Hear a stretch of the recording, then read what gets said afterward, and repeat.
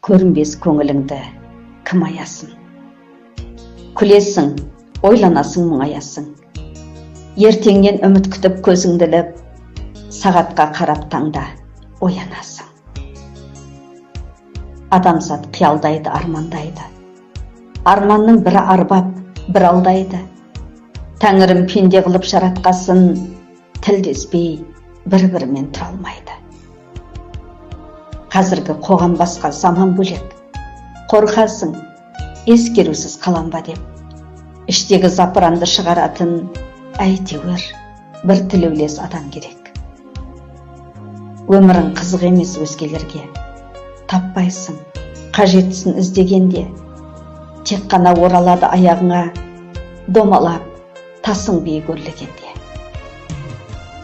Жаныңды сырлас керек түсінетін, жанашыр сынамайтын, кешіретін, иманы ұялаған жүрегіне жайлаған ар ұяты екі бетім.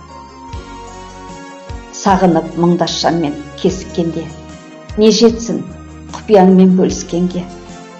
Кей кезде тауып айтқан бір ақылы қолыңды жеткізеді жеңістерге.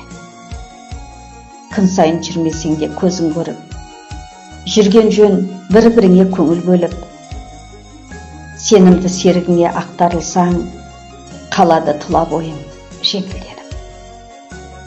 Мөп-мөлдір су тәрізді шөл басатын, қуансаң шаттығыңа үн қосатын, жыласаң көз жасыңды құрғататын, әркімге біреу керек сырласатын.